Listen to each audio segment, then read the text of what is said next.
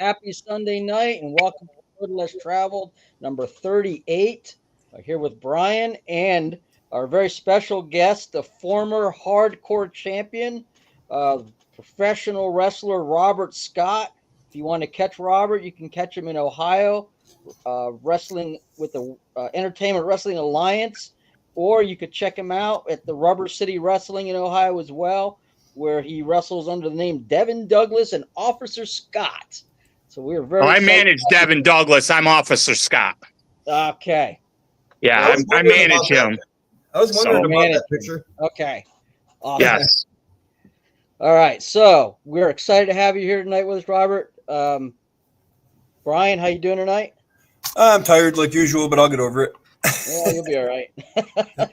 I'm wearing my guitar that John Machman, his wife, gave me. It says, how many guitars does a guitar player need? Just one more. Just one more. I'm wearing my other favorite Christian wrestler T-shirt, Elias. Or now I guess he's wrestling under Elijah. But all right. Great guy. I'm gonna have what's that? I'm gonna be honest. I don't get into wrestling, but I think this is gonna be a fun one, and I'm not gonna be like a party pooper or anything. You can't not have fun when you're talking about wrestling. No, I appreciate what Robert's done, and it's gonna be fun hearing about it. But I personally am more like into the NFL as my main one, and then the NHL. So the Buccaneers and the Red Wings. All right, cool. So, Bri, you got some music to share with us tonight? Sure. After I just hurt Robert's feelings. Just kidding. Well, I'm a Red Wings fan now too, so all right. Does that balance it off then? I had to kind of walk away from the Sabres because that's just my opinion. Red Wings have such great history though with the Russian Five that they used to have and all the championships, and then they were in the playoffs for 25 straight years, and then all of a sudden I mean, that's basically almost my whole life previous. I mean, there's some people alive at the time that they knew the Red Wings in the playoffs, and that's all they ever knew. I mean, I have a hat and a jersey, and every year in the playoffs, I always wear them. I thought it was like good luck, just joking. But anyway, right. let's get to music, and then we'll go back to sports, right, Robert? Right. So, a while back when they first got it, they sold out on this bootleg, and I'm like, oh, come on. But then Eli told me that if I went to this certain site that's in another country, and you could still get it. So I got it, and I think mine is I think they're numbered, aren't they? Yeah, I got number 108. And Saint was good before. Okay, I'm not cutting that down. I never got into him because I was blinded by Striper or whatever. But with Eli Prinzen on here singing, I really like it. It still gives off like little Judas Priest vibes for me. So you guys like Saint? Yes. Yeah, I saw them a couple times at Immortal Fest, so they're Awesome. They're good. They're good. They're with you. I would agree, but I haven't had a chance to see them. Then the next one, of course, White Cross. Oh, yes. And I did pre-order, so I got the shirt that looks like that. Got 2 shirts that look like that. And, of course, when you pre-ordered, see, I've been watching too much of that TV show Monk. I got to make sure that it's straight. So it's autographed by all the band members. Oh, cool. And the cool thing is Rex Carroll, everybody knows him, he mixed 3 songs on our first album. And then Michael Fian, the drummer of White Cross, did a song called 3 Days Later on our second album, which was really cool. And then, of course, I Can't Lie. And you can repeat this one when it's your turn, Robert. It's not a big deal. But I've been listening the heck out of this. Driving in my car, I've got like 23 minutes to one way, 12 minutes another. And so I've got one of these in my car, and I'm just jamming it. And I want to encourage people to buy it. Bill from Rocks Records says we sold just about 50 of them. So we need more sold. So we can keep on doing Rocks Records, you know what I'm saying? I mean, this is Raphael Traveris Grip did all the artwork from my concept drawings. And man, it's just, this is a really good album. And I'm not just saying that because it's ours, because I listen to it and I forget. Sometimes I'm listening to it and I forget it's us. Probably because Dale's singing, you know what I mean? Then I gotta pinch myself and go, oh yeah, this is our 4th album and Dale's been on every one of them. Still amazes me. So those are my 3. All right, so I've got first up is German Pasquale.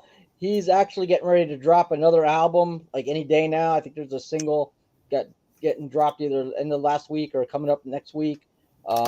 If you like Narnia and you like that big European power metal, that's what German does. In fact, he filled in on the Narnia album a number of years ago, handled the vocals for the whole album. Amazing stuff, great vocals, great music, great content, lyrically excellent stuff. Is he through Rocks? I don't know. Me neither. He lives in Sweden because I tried to get him on the show, but we've got like a 7 or 8 hour time difference. So we're gonna have to try to maybe do maybe an early afternoon show one weekend and get him on. This one here, Seventh Power, another one. This is a Bill Mention project. If you're familiar with the very distinct guitar work of Bill Mention, really hope he gets to Immortal one of these years. Really fantastic guy. And Robert Sweet on drums with this. So Robert's still working with him? I don't know if they've done anything new. Okay. But whatever he's done, mostly it's been with Robert Sweet. And then 7th Avenue.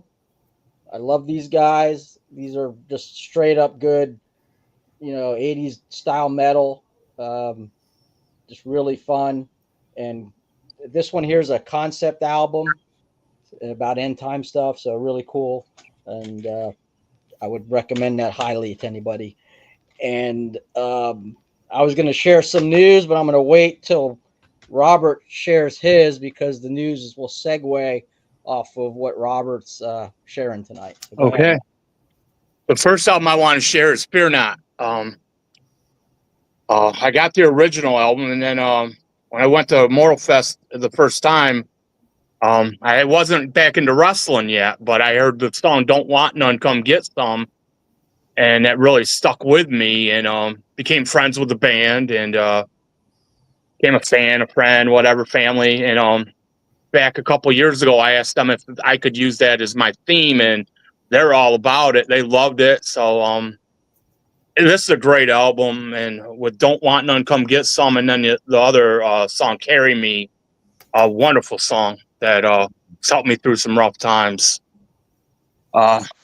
Second album I'm going to share is Weapons of God. It's their Ammunition, almost like their greatest hit. And I can't say enough about Steve McGowan and the guys. Lost my mom July 25th last year, and the next day I went to Immortal Fest, and Steve, being like the big brother he is, he put his arm around me and he said, "You need anything, I'm here for you." So I can't say enough about these guys, and I know they got a new album coming out soon, so I can't wait. And last but not least, these guys you might have heard of. We are Resolute. Bryan knows my story, and I don't care if I get emotional or not. These guys came around me right before my dad passed away in June of 21, and they've been with me ever since. I've got all 4 albums, and every time I listen to a song, I'm so thankful and blessed to be a part of the War Army, I call it. And little known fact is, at my dad's funeral, I had read the lyrics for what would have been one of their up and coming albums, Only Human. It was Heaven, I believe, was the song, and Yep. I love that song, and I am so thankful to be a part of these guys. Can't say enough. So there we are.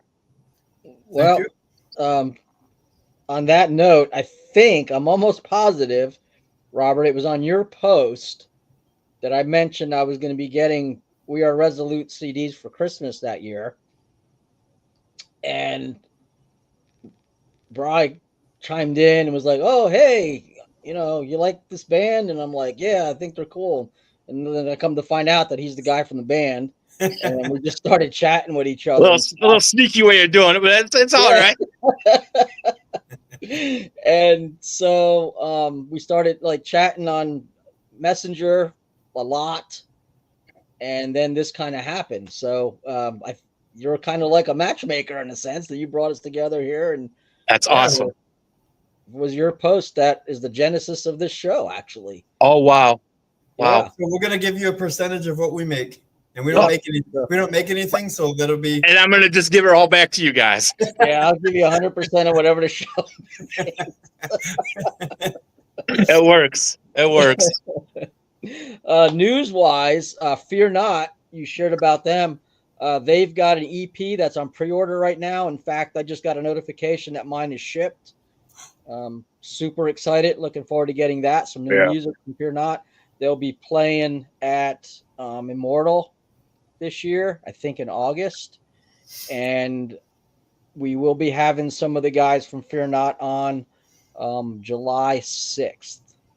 Cool.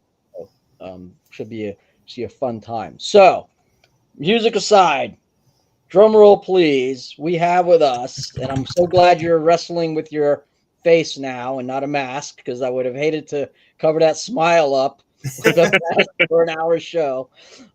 We have Robert Scott, professional wrestler, great brother in the Lord, super great encouragement to myself, and I'm sure Bryan.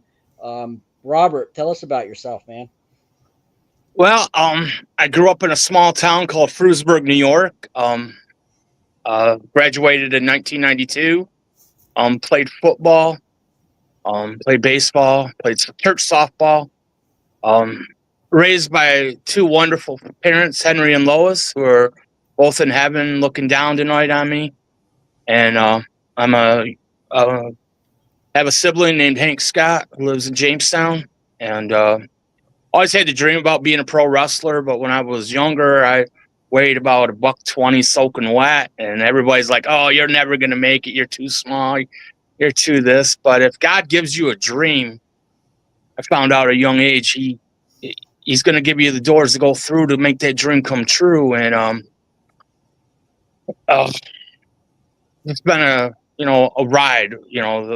This Christian life. I got saved when I was 14, and at a small church called Ivory Baptist Church, which was 2 miles away from my house, was a country church, and great folks there.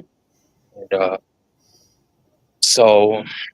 and then about in 2002, I've been dreaming about being a pro wrestler. I was at a Christian festival called Kingdom Bound, and I happened to meet Dr. Dusty Williams there, who was with a wrestling company called Christian Wrestling Federation.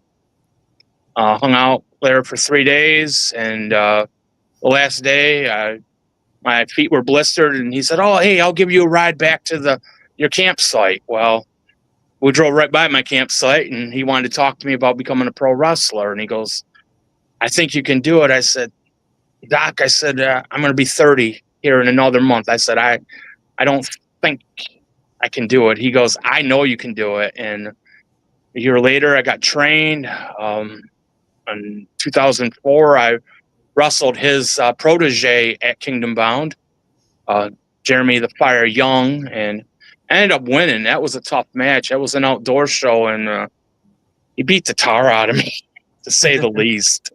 And but I have to give a shout out to my trainer, Johnny Puma Scottheim, who's believed in me since the word go, because I did my first show for Empire State Wrestling. I was a security guard, and I kept him and a few of the other bad guys out of trouble. And after the show, he said, "Do you want to become a wrestler?" I said, "Yeah." I said, "But I don't have the money." He goes, "I'll train you for free." He goes, "I love your desire, and I love how you look after the guys." So it's been a ride since then.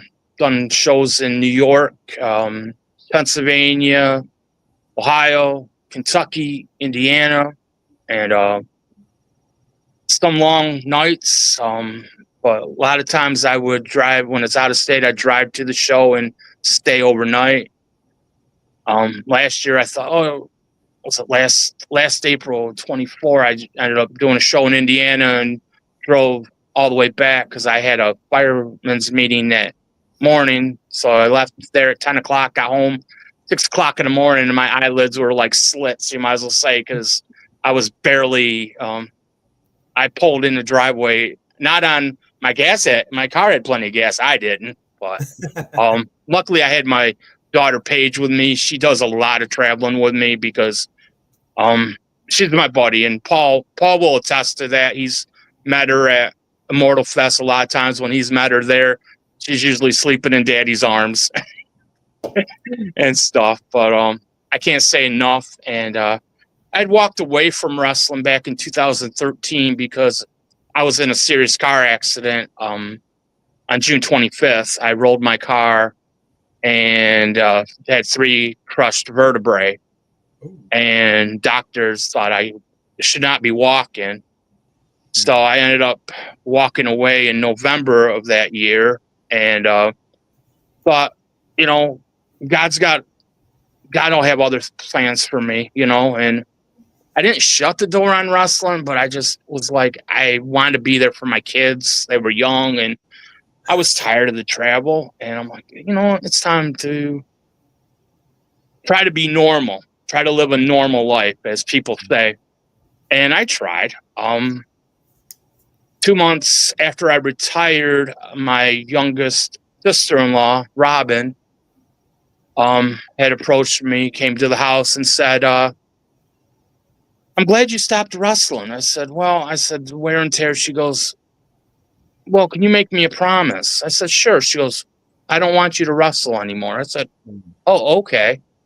Well, a month later, she passed away. Oh, my gosh. And that was the start of a roller coaster ride of losses, with jobs, with friends and family. And in 2018, I had lost a good friend of mine, Manny Escobar, and I had the pleasure of managing him and his brother John in Pennsylvania as the Bone Crushers. A combined weight, these guys were 700 pounds, but they were wonderful guys. I'm still best friends with John. I still love on him. My kids call him Uncle John. And, and when that funeral, I had a few guys come up to me, how you doing? And I'm like, I'm fine, but I wasn't, because I lost my mother-in-law that year. And it just was a string of losses. And in that year, 2018, I had gone to 22 funerals by the end of that year. Wow. How many people we lost, and friends and loved ones. And it just started wearing on me. And then I had lost my job as a teacher's aide. And it just was like, Lord, where do I go from here? So I kind of, there was that call, like, there's wrestling. I'm like, I can't do that. No. Well, then, lo and behold, 2019, I was working as a bus driver and all that. Well, then COVID hit, and that just wore on me and stuff. And then and then losing that job, and then becoming a security guard at the local bingo hall casino, and working and pounding energy drinks to keep up with things, and it just wasn't good. Well, then May of 21, my dad, a week before his birthday, he ended up getting sick, and I was like, oh, this is no good, but Dad's strong. He'll pull through this. And right around that time, I got contacted by a band member for We Are Resolute, and just talking with him had put me at ease, and we already know who that guy is. So, and it just was so great. And from there, I just had more and more people come around me from the Christian music scene, and it was good and stuff, and it was inspiring. And And then to reach out to Brian and to John and to others to say, hey, I need prayer for my dad. He's not doing good. And it just was like, just to feel that community around me was so great. Well, then we lost Dad on June 1st, 21. And the mistake I made after that is I closed up. I didn't want anybody around me. People reached out, and I'm like, just let me be. Just let me deal with this, because that was the first hard loss I ever had.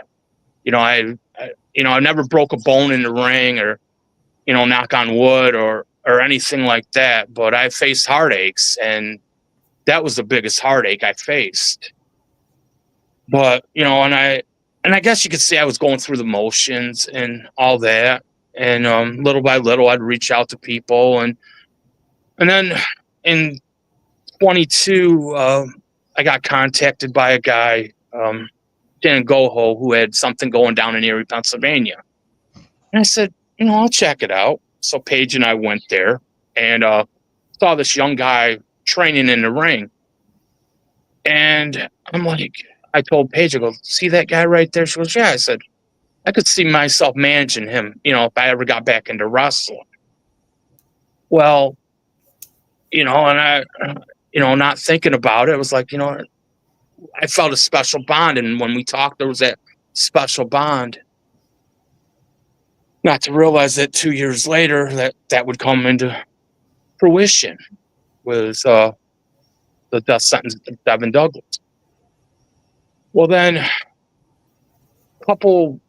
about months after that, I was talking with a guy who's a friend of mine. We've been friends for 16 years, and he goes, "You ever heard of Rubber City Wrestling in Ohio?" I said, "No." He goes, "Check them out." So I was checking out their YouTube shows, and well, this is pretty cool. Maybe I'll check it out. Well, I became friends with two of the guys there, Rick Lieb and Ken Sermonera, and we talked, and and it just seemed like it was a different atmosphere for me. And I'm like, okay. So we'd message back and forth. Well, then I lost my job at the bingo hall, which, looking back, was a godsend, and was a blessing in disguise, because putting all those hours in and not being able to be with my family, it was time to hang up the security guard uniform and try to have a quote unquote normal life, I guess you'd say.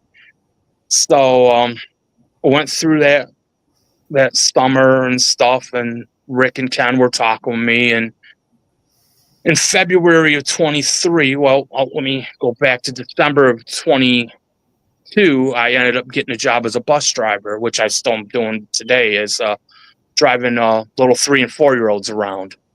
And to me, it's a blessing, because I've driven adults and teenagers and elementary kids, and these kids, they call me Mr. Rob, and I just adore it. And I get a kick out of them when they get on the bus. And, it takes me out of my tough guy zone, I should say. I have a question. And my daughter laughs because she goes, I thought I was the only one that could get you out of your tough guy zone. I'm like, well, I guess there's more kryptonite than I thought. It's getting easier as I'm getting older, I guess. Have you ever, are you allowed to, or have you ever dressed up as your wrestling persona? No, I have not done that for these kids. I don't know. I don't know. I don't know how they would take it. Either they would laugh or they'd cry. I don't know. So it's like, do they know you wrestle? What's that? Do they know that you wrestle? No, they don't. Okay. They don't know that. That would help ahead of time. Yeah, that's the thing. So yeah, but yeah, they're good kids. This will be my 3rd year of this Thursday's our last day of school, and it'll be my seeing a bunch of having new kids this next year. So or you could break it out on Halloween. I could maybe this year, maybe I'll do something like that. That'd be fun. Get on video. or pictures or something. Oh yeah, I'll have my wife. I can bribe my wife into taking videos or something. But it was funny because I started getting my that feel back, like that energy back, like there's more to this life. And it was funny. It was like a couple days after I got the job, I opened the Bible to Ephesians 6:12, for we wrestle not against flesh and blood. And I'm like, you know what? This is what I've been doing the last couple of years. It's just been wrestling and wrestling. Why not put this effort that I've been doing like this, get back in there and do it?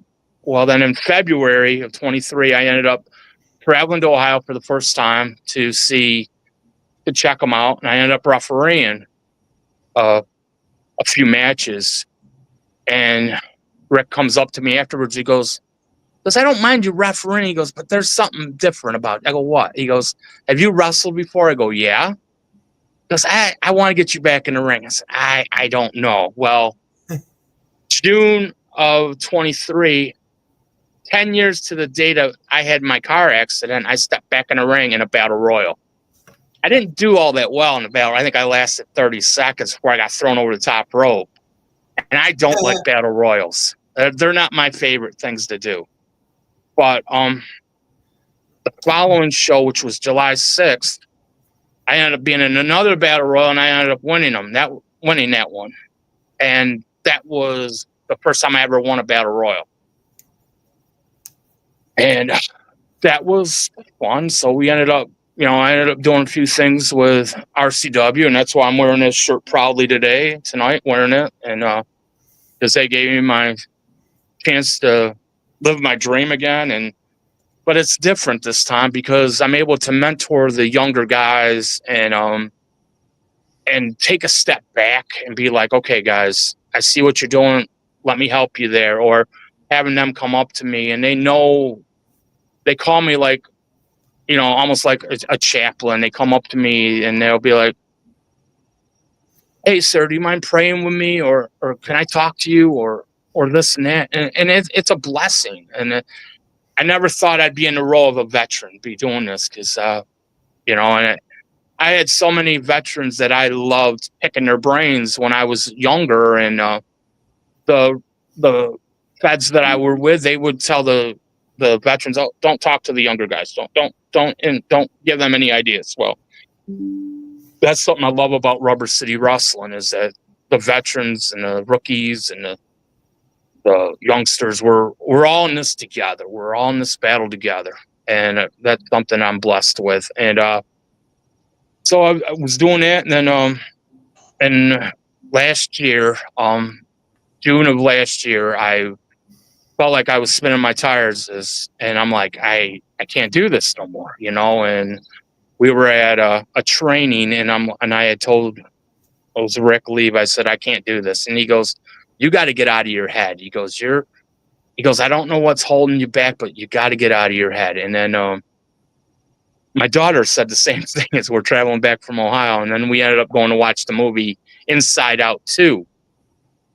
Well, as we're watching the movie and I'm watching it, all of a sudden I hear my daughter say, see, that's what you got to do. You got to get out of your head. And I'm like, what are you doing? We're watching a movie.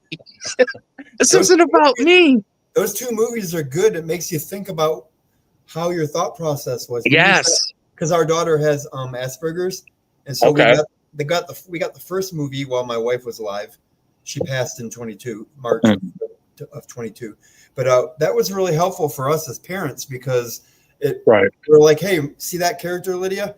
See what she was saying? And you could use that as an example. So I thought that was a pretty decent movie. Yeah. Have you seen that, Paul? I don't think I have. You should watch them. It's called Inside Out.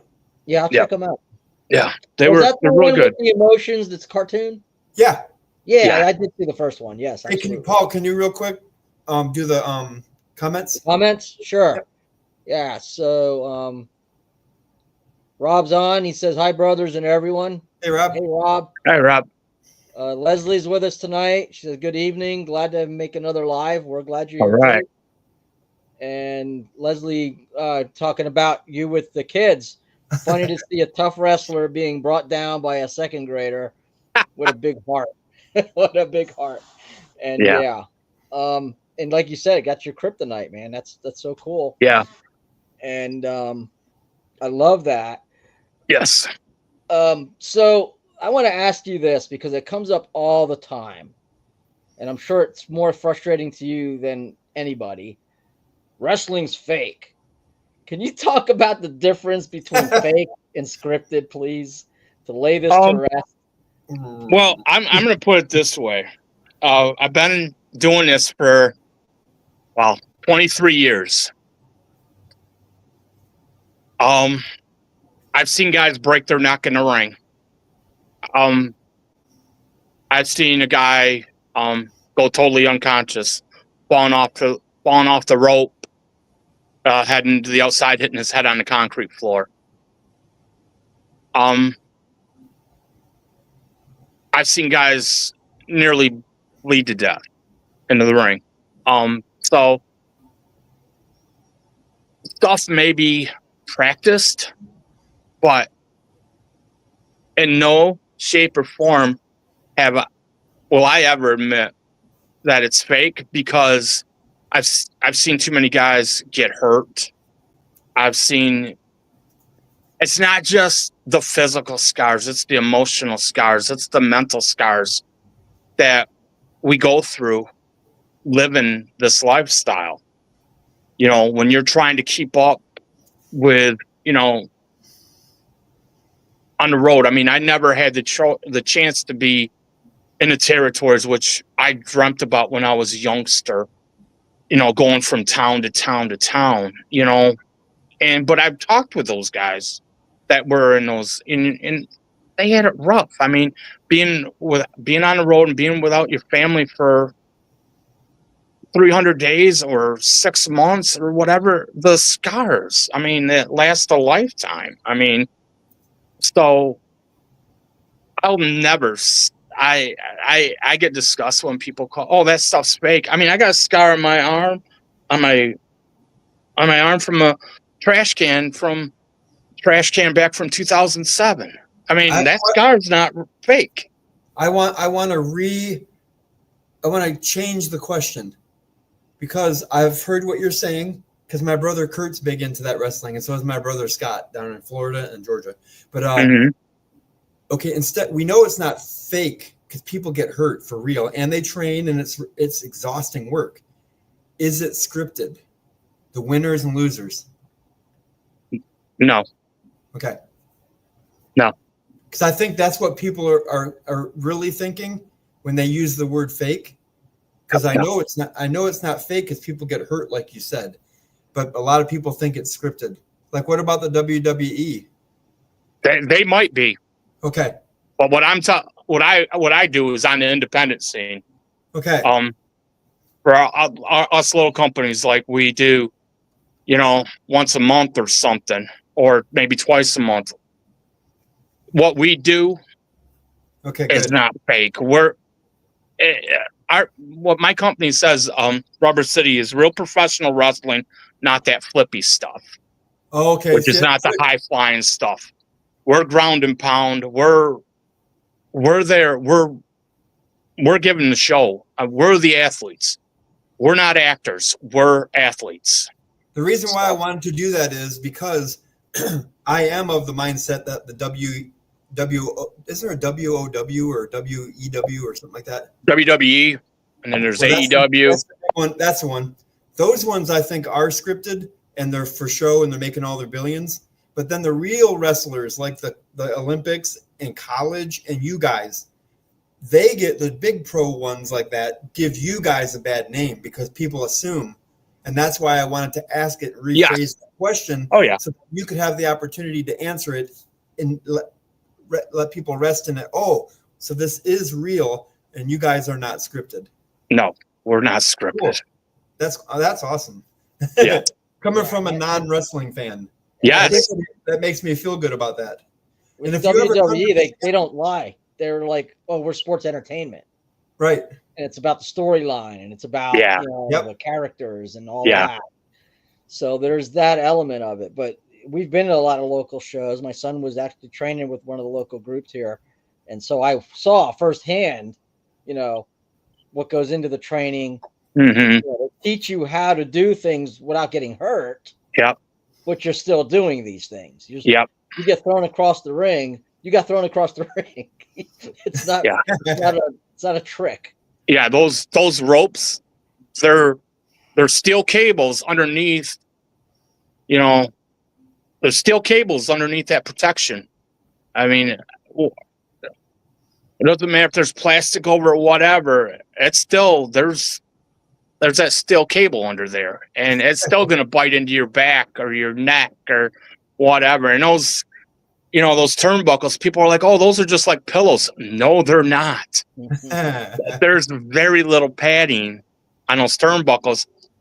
And the ring itself, you got maybe about that much padding between the canvas and the boards.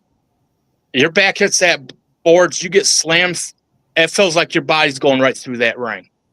Yeah, we got to help build the ring once. That's cool. And I was very surprised at how little padding there was there. It was like, wow, that's something.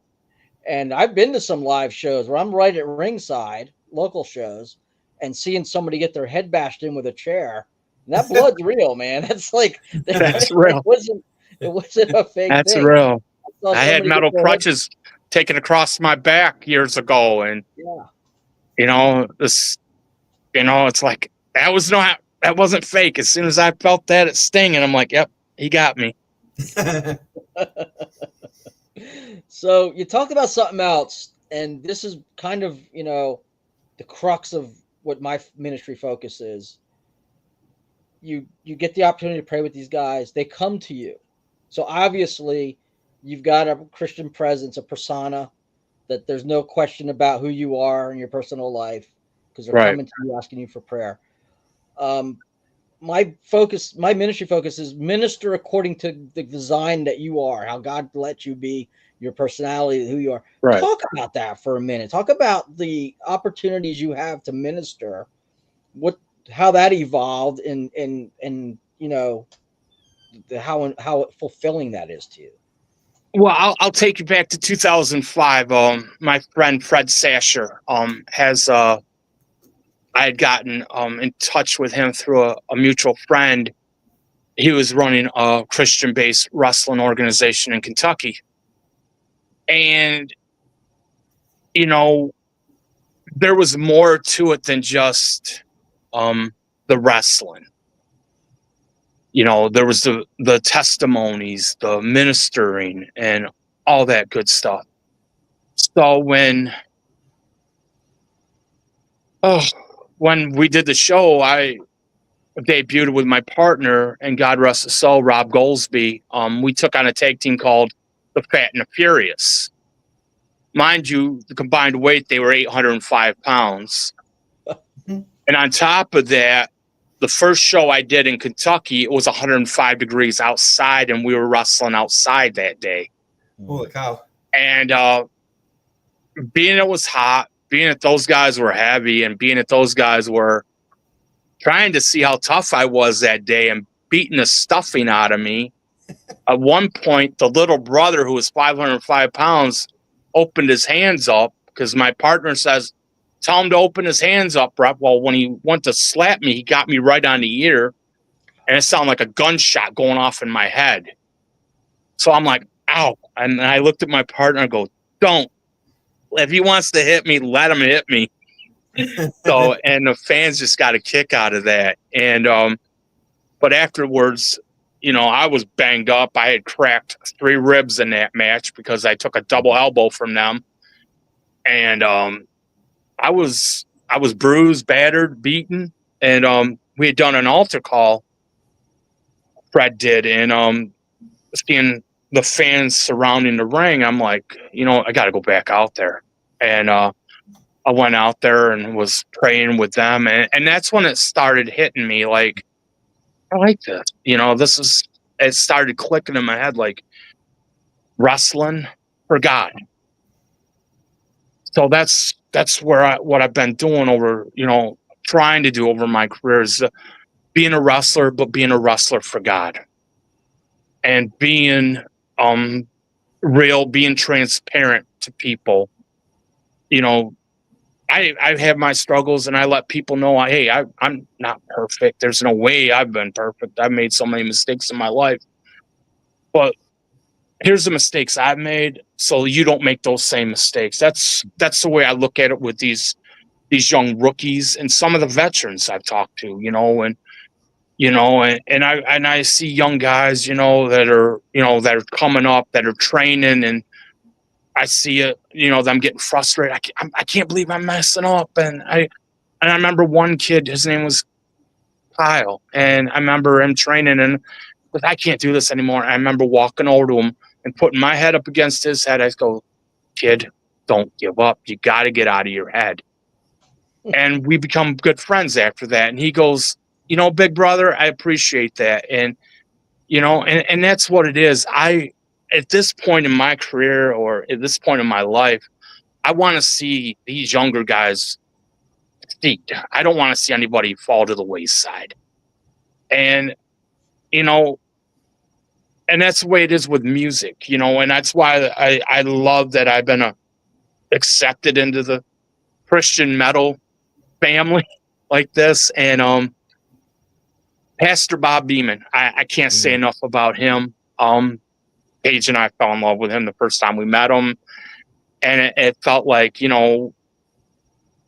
people, look at, oh, you're a wrestler, or you listen to heavy metal, or you wear black shirts and all this. And it's like, I'm at the age, I don't want to have to look for acceptance. And to hear Pastor Bob preach and stuff and being like, he goes, all of us in this metal family, we're all round pegs trying to fit into a square hole, and it's like, yes.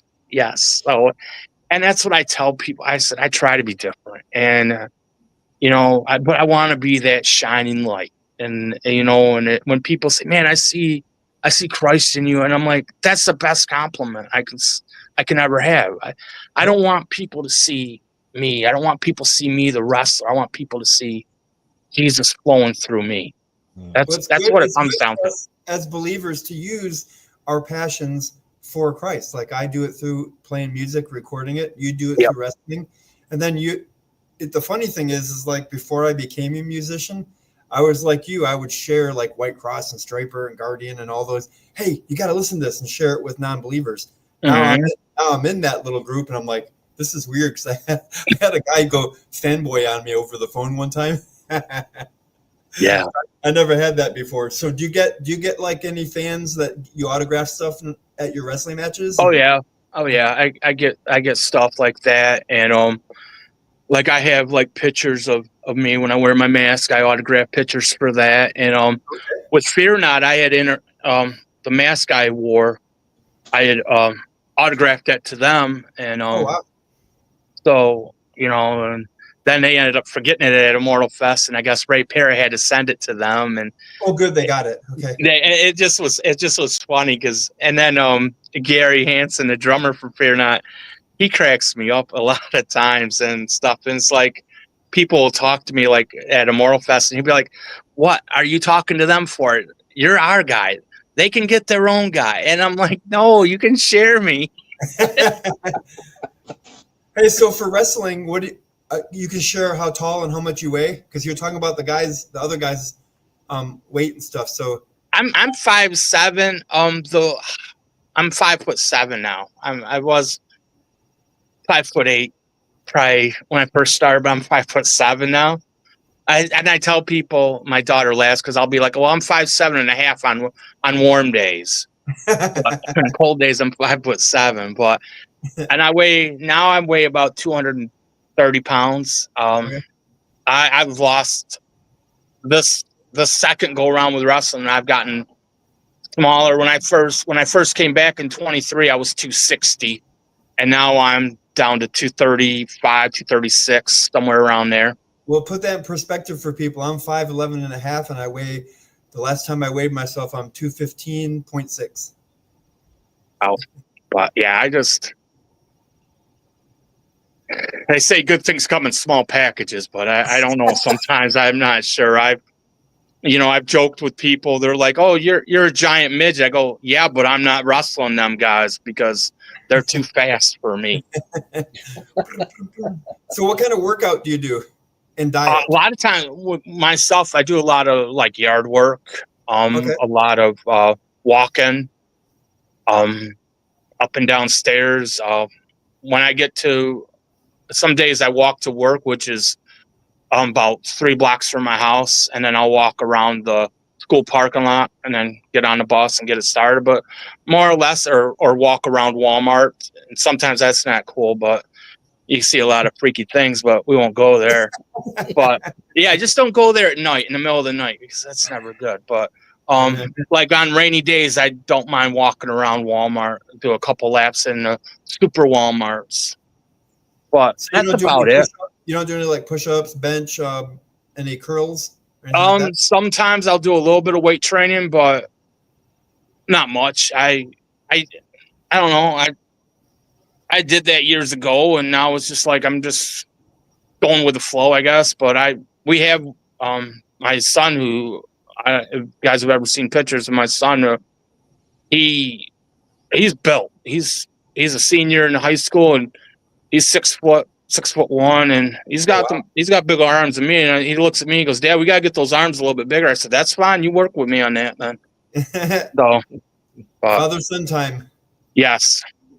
Do you find that cardio is more important at this point than? To me, it is. It is. Yeah. It's and my thing is that at the age I am, I'm going to be 53 in August. So I got to learn to slow down in the ring. I sometimes I get in that ring and I just want to go full bore, but I got to learn to take a step back and let these young guys come to me sometimes. But Robert, that's hard, dude. That's so hard. I played a lot of basketball in my 20s and 30s. And once I got older, I had to learn, instead of going out to them, like you just said, I had to take another angle and anticipate where they're going to go to play defense against them. Yeah, that's what it is. And that's what I've told some of these guys these young guys that want to do matches with me. I'm like, okay. And especially if they're bigger than me, I'm like, this will be great because they're going to be slow moving. That means I can be slow moving. But when they're lighter than I am, it's kind of hard because they're trying to move faster, and it's like, no, you got to slow down too. But hey, for not being a wrestler fan, I'm kind of holding on the conversation here. You're doing good, Brian. Yeah, you're doing good, there, man. No one would have. If you didn't out yourself, no one would have knew. Well, they would have figured it out. Oh yeah, but you got something exciting coming up, don't you, Robert? Oh well, we got some shows coming up. We got one August 30th, and for Rubber City Wrestling, and then I got 2 shows for EWA coming up, and one on July 20th, and then one on August 17th, and then I might be making a surprise appearance at a show in Buffalo, August 23rd. I haven't really figured out yet if that's something I really want to do or if I just want to hang with what I'm doing. But a shout out to William Perina, who contacted me back in December for EWA and asked. He goes, "I would like to have another veteran in my locker room. Would you mind joining up with us?" And I said, "Sure." And the hardest thing with that, it's a 12-foot ring, and I'm used to an 18, 20-foot ring, and it's taken some getting used to, but I'm having a fun, and seeing some of the guys I work with at RCW working there too, and it's great. We have fun, and I can't ask for more than that. Do they ever do anything in West Michigan? Because if they do, let me know, and I'll come out and watch it. I've been in contact with a guy in Michigan that's possibly wanting me to come there sometime, and he goes by the name of the Mighty Sabbath. So I said, well, your people can talk to my people, which is just him talking to me, and we'll go from there and stuff. And he's a big Detroit Lions fan, so. But is he on the Detroit side or the Grand Rapids side? I'm not sure. He gave me some different places like Owasso and some other places I've never heard of. Because Detroit's like a 3-hour drive for me. Okay. Well, I will keep you in tune. If I know if I'm heading to Michigan, I'll make sure, because I need all the support I can get. Yep. Yeah, I'll let even me make a know if sign. you come into Tennessee too. Yes. Where, if someone wanted to catch you in Ohio, where would they go? More or less the Akron Turner Club in Talmadge, Ohio. Rubber City Wrestling. They can see me, like I said, August 30th. We got a show coming up. It's going to be a good show. It's called Art of War 6. I know myself and my protege, the Death Sentence Devin Douglas, will be there, and we're looking at taking a title that night, hopefully. That'd be That's cool. what I wanted to talk about. You got a title match coming up. Yeah, we got, and then hopefully in August, yes, I have a title match coming up too, and August 17th, the day before my birthday, and fingers crossed, I bring a title back to New York. That would be so. That'd be cool. That'd be an incredible birthday gift to yourself. Yes, it would be. I've talked with people about that, and they're like, "You're going to go all in, aren't you?" I said, "I have to at this point. You can stand up on the thing and say, "Happy birthday to me." Yeah." But if I do win it, there will be pictures, and we'll make sure you guys will see it. All right. I want to see video too, for sure. Yes. Like, you've been sending me some cool videos. That's Yes. One of That the nice things, music video I had. Yeah. So I get a lot of cool perks doing this, and having the friends that I have. I get to see a lot of previews of We Are Resolute music, and hear a lot of the origins of those songs, and I get to see a lot of promo videos and matches. I Right. wouldn't normally get to see that Robert sends me. So Yep. very cool stuff, and I'm always brightens my morning. Usually first thing in the morning, I'll check my messages, and there's something for you in there. And I'm like, hey, Hey, if you start getting donations, like I want in on that.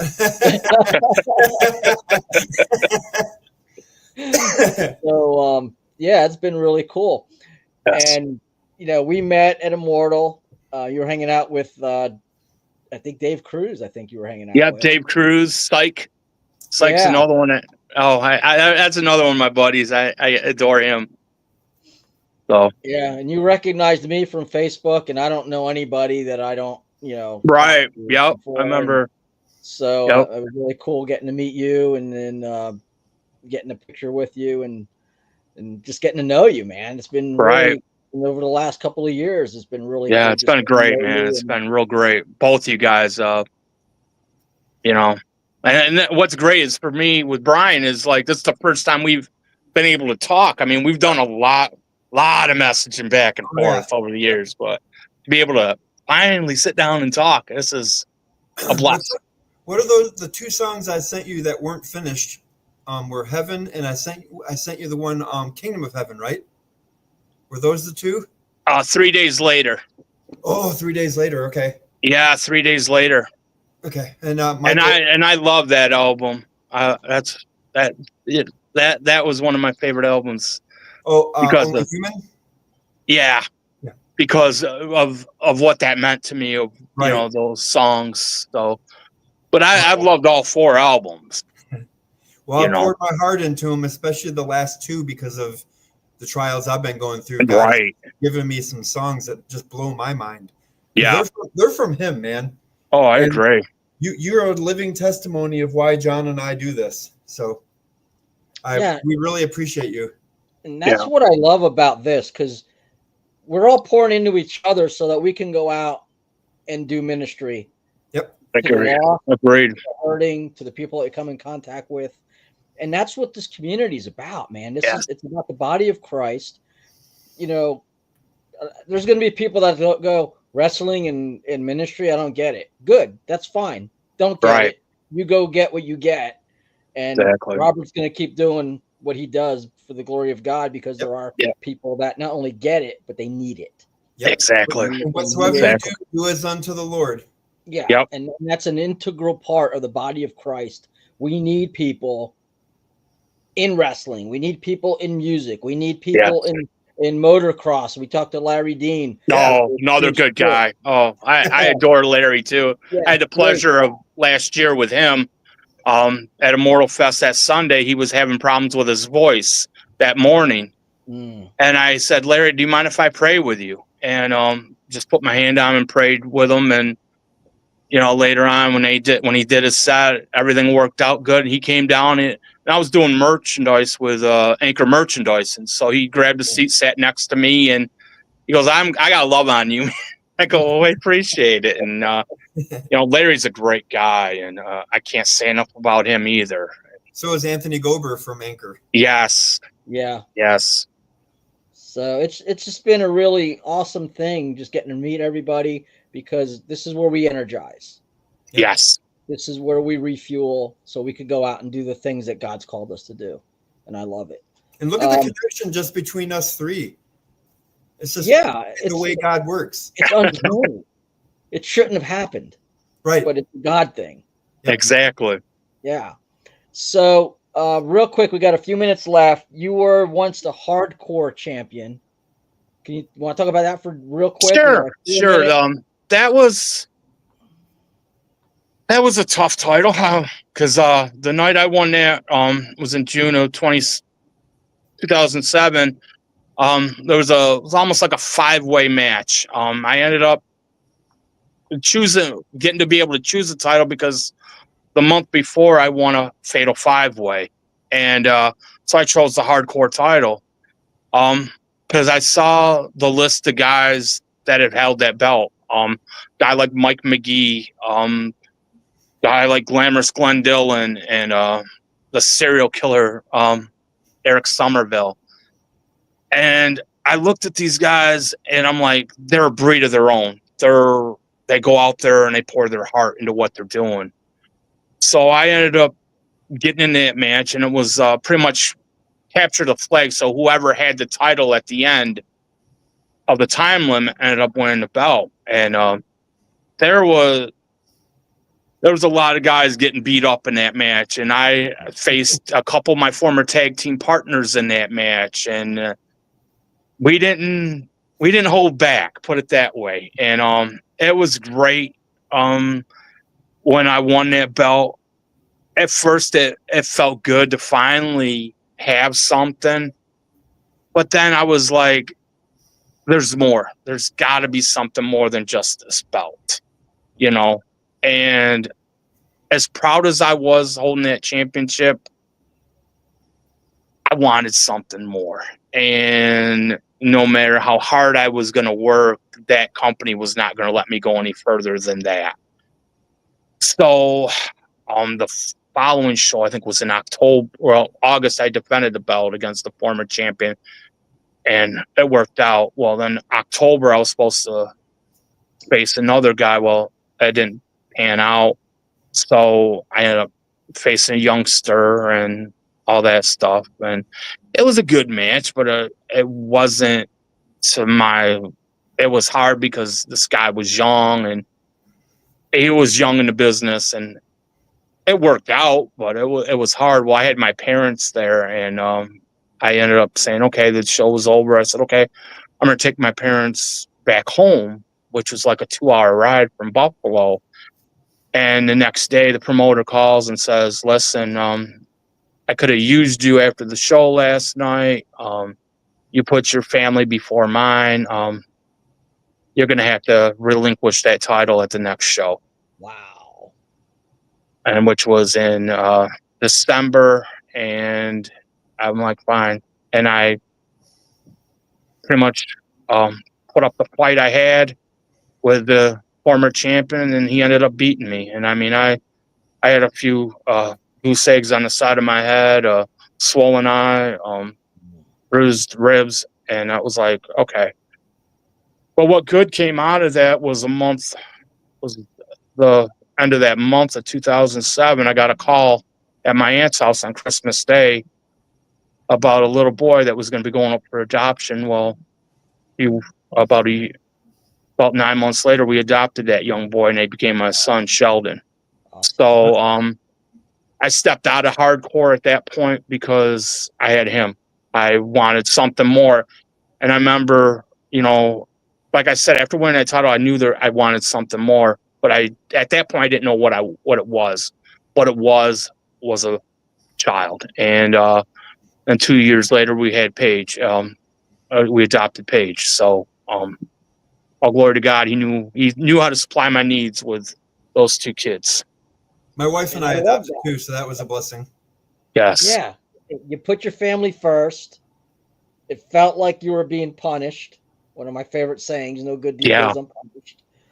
And God used that as the test to say that belt is nothing. This.